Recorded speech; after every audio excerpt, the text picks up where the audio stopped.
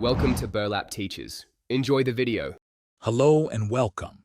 In this video, I will explain how to remove the front grille from your Chevy Colorado. This process is straightforward, but having the right tools makes it much easier.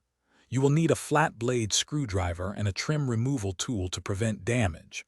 Also, ensure you have a soft blanket or towel ready to protect your grille once it's off the truck.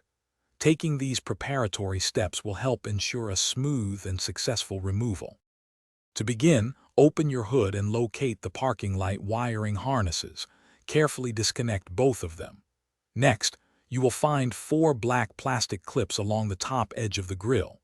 Push down on the center tab of each clip to release them from the core support. After that, move to the sides of the grille.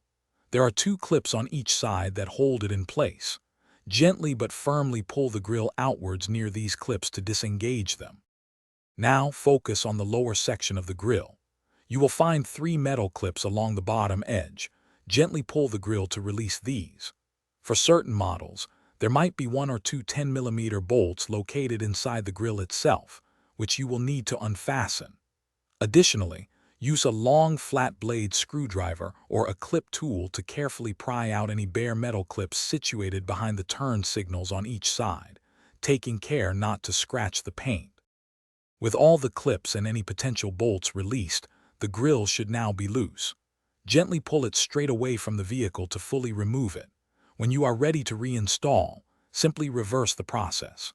Align all the clips with their corresponding slots and push firmly until you hear them click securely into place.